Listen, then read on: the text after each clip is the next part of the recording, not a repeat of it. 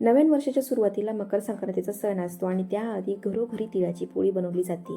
तर आज मी ही पोळी तुमच्यासोबत घेऊन आलेली आहे, जी 8 ते 10 दिवस छान अशी टिकते. तर एकदम टम्म फुलणारी आणि खमंग खुसखुशीत अशी ही तिळाची पोळी आहे. तरी बनवत असताना मी 2 प्रकार या पोळीचा उंडा कसा बनवायचा आणि यासोबत भरपूर अशा टिप्स शेअर केलेल्या आहे. तर चला मग माझ्यासोबत या रेसिपीला सुरुवात करूयात. तर सुरुवातीला आपण बघणार आहोत तिळाचं सारण कसं बनवायचं आहे ते. तर इथे मी 1 वाटी तीळ घेतलेले आहे. हे तीळ पॉलिशचे नसून एकदम गावरान असे हे तीळ आहेत. हे तीळ वापरल्यामुळे पोळीला छान अशी चव येते. त्यानंतर आपण इथे 1 वाटी तीळ घेतल्यामुळे 1 वाटी इथे गूळ घेत आहोत. तर गूळ तुम्ही खिसून किंवा कट करून घ्यायचा आहे. त्यानंतर साधारणतः 2 ते 3 चमचे इथे मी खोबऱ्याचा खीस घेतलेला आहे. यामुळे पोळीला छान अशी चव येते. तर आता आपण इथे हे तीळ भाजून घेणार आहोत. तर त्यासाठी इथे मी कढई घेतलेली आहे आणि या कढईमध्ये आपण हे तीळ आता भाजण्यासाठी घालणार आहोत. तीळ भाजत असताना मंद आचेवरती तुम्ही 2 ते 3 मिनिटच भाजून घ्यायचे. जेव्हा ते तडतड करायला लागतात त्यावेळी तोपर्यंतच हे तीळ भाजायचे आहेत. त्यापेक्षा जास्त तीळ इथे भाजू नका, नाहीतर ते कडू होतात. छान असे फुलले गेलेले आहे तीळ. आता इथे मी गॅस बंद करणार आहे आणि हे तीळ एका प्लेटमध्ये काढून घेणार आहे.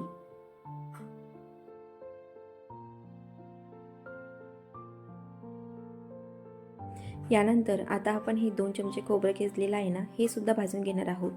हे सुद्धा भाजत असताना तुम्ही 1 मिनिटच भाजा, यापेक्षा जास्त भाजू नका. आपल्याला एकदम कुरकुरीतपणा आणण्यासाठीच हे मी इथं भाजून घेत आहे. यापेक्षा जर जास्त भाजलं ना तर याला तेल सुटेल.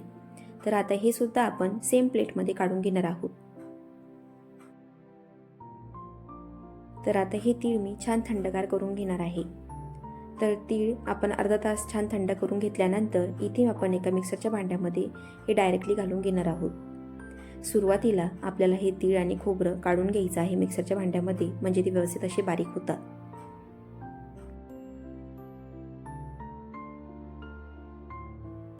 अगदी 1 ते 2 मिनिटांमध्ये आपण हे तीळ इथे छान असे बारीक करून घेतलेले आहेत.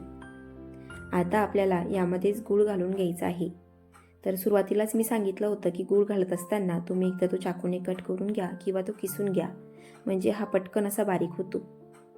आपण यामध्ये डायरेक्टली गूळ घातल्यामुळे चमच्याने तुम्ही तिळाचा कूट आणि हे गूळ छान असं एकत्रित करून घ्यायचं आहे. म्हणजे आपण मिक्सरवर ज्या वेळेला फिरवतो त्यावेळी हा छान असा एकत्रित झाला पाहिजे. तर अशा प्रकारे मी व्यवस्थित असे एकत्रित करून घेतल्यानंतर आता हे पल्स मोडवरती 2 ते 3 वेळेस फिरवणार आहेत.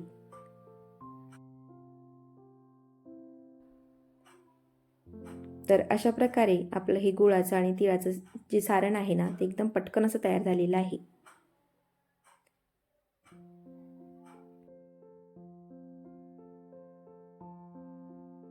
तर आता आपण इथे बघणार आहोत या तिळाच्या पोळीसाठी याचं पीठ कसं भिजवून घ्यायचं आहे ते. तर इथे मी एका वाटीच्या प्रमाणे 2 वाटी गव्हाचे पीठ घेतलेलं आहे. त्याचबरोबर अर्धा वाटी डाळीचं पीठ आणि पाव वाटी तेल घेतलेलं आहे, ज्याचं आपल्याला मोहन यामध्ये घालायचं आहे. तर सुरुवातीला एका ताटामध्ये मी 2 वाटी गव्हाचं पीठ आणि अर्धा वाटी डाळीचं पीठ घातलेलं आहे आणि त्यामध्ये चवीनुसार मीठ घालून हे छान असे एकत्रित करून घेतलेलं आहे. आता आपल्याला जे पाव वाटी आपण तेल घेतलेलं आहे त्याचं कडकडीत मोहन यामध्ये घालायचं आहे.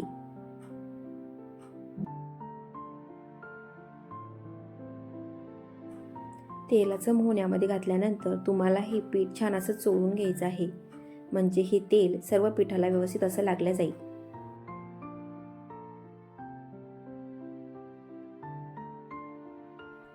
तेल व्यवस्थित असे पिठाला लागण्यासाठी मी दोन्ही हाताने हे पीठ छान असं चोळून घेत आहे. असं केल्यामुळे आपलं हे तेल व्यवस्थित असं पिठाला लागलं जातं. आता जर तुम्ही एका हाताने मूठ वळवून बघितली तर अशा प्रकारे याचा गोळा तयार झालेला पाहिजे, म्हणजे आपलं मोहन एकदम बरोबर असं झालेलं आहे. आता आपल्याला थोडं थोडं पाणी घेऊन एकदम घट्ट असा गोळा इथे भिजवून घ्यायचा आहे. नेहमी आपण चपातीसाठी पीठ भिजवतो तसं न भिजवता तुम्ही घट्ट असं पीठ भिजवून घ्यायचं आहे, म्हणजे याची पोळी लाटत असताना ती व्यवस्थित अशी लाटल्या जाते. तर एकदम छान असं पीठ इथे मी घट्टसर भिजवून घेतल्यानंतर आता आपल्याला हे पीठ अर्धा तास झाकून ठेवायचं आहे, म्हणजे व्यवस्थित असं मुरते. अर्धा तास झालेला आहे आणि तुम्ही इथं जर पीठ बघितलं तर हे खूप छान असं भिजलेलं आहे. आता जर तुम्ही याची पोळी लाटली तर एकदम मस्त अशी येते. आता ह्या पिठावरती तुम्हाला थोडंसं तेल घालायचं आहे आणि ह्या तेलावरती हे पीठ छान असंच मळून घ्यायचं आहे.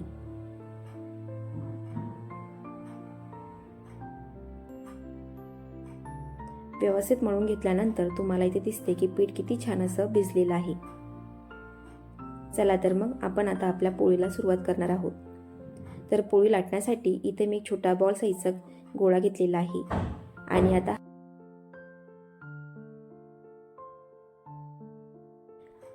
ज्या प्रकारे तुम्ही पुरण भरण्यासाठी पारी तयार करता त्याच प्रकारे आता इथे मी याची पारी तयार करून घेत आहे. तर अशा प्रकारे दोन्ही अंगठ्यांचा वापर करून मी ते छान खोलगट अशी पारी ते तयार करून घेतलेली आहे. आता आपल्याला यामध्ये सारण भरायचं आहे. भरपूर इथे सारण मी यामध्ये भरून घेणार आहे.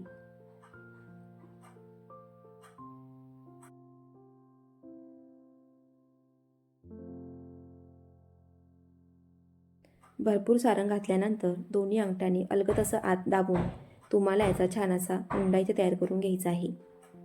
आणि राहिलेलं जे पीठ आहे ना, याचं अलगदपणे बाहेर काढून घ्यायचं आहे. तर बघू शकता अशा प्रकारे मी याचा छान असा पारी म्हणजेच उंडा तयार करून घेतलेली आहे. त्यानंतर याचं तिळाचं जे सारण आहे ते पोळीमध्ये सर्व बाजूला व्यवस्थित असं काठापर्यंत जाण्यासाठी अशा प्रकारे तुम्ही याला दाबून घ्यायचं आहे किंवा दोन्ही हातांच्या मध्ये याला असं मोठं करत जायचं आहे. म्हणजे व्यवस्थित असं सर्व बाजूंनी हे तीळ गुळाचं सारण व्यवस्थित असं चाललं जाते. आता आपल्याला याची छान अशी पातळ अशी पोळी लाटून घ्यायची आहे.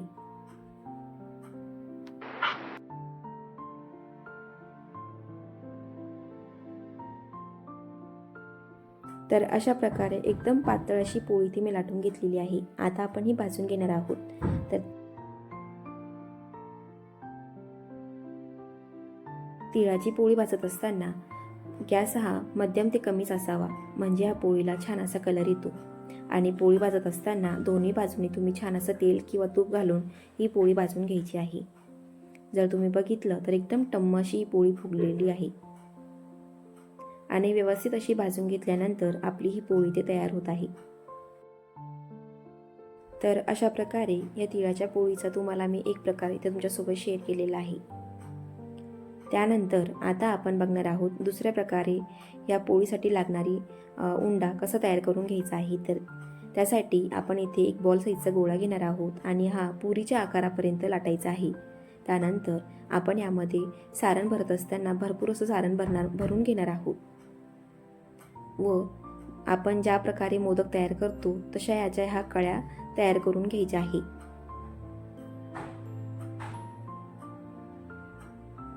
आणि आता याचं जे वरचं राहिलेलं एक्स्ट्राचं पीठ आहे ना, ते अशाच प्रकारे आपण इथे काढून घेणार आहोत.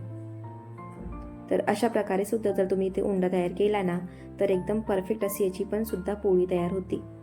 आणि अशा प्रकारे दाबून घेऊन किंवा दोन्ही हातांच्या मधोमध असं दाबून घेतल्यामुळे सगळ्या साईडनी याचं सारण काठापर्यंत पोहोचतं. त्यानंतर आता आपण याची पातळ अशी पोळी ते लाटून घेणार आहोत. आणि पोळी लाटून झाल्यानंतर जर तुम्ही इथे बघितलं तर सारण काठापर्यंत इथे व्यवस्थित असं गेलेलं आहे. आता आपण ही पोळी भाजून घेणार आहोत. तर सेम भाजत असताना गॅस हा मध्यम आणि कमीच ठेवायचा आहे आणि मध्यम ते कमी गॅसवर छान अशी याची पोळी ते तयार करून घ्यायची आहे. तर सर्व पोळ्या मी अशाच प्रकारे तयार करून घेतलेल्या आहेत.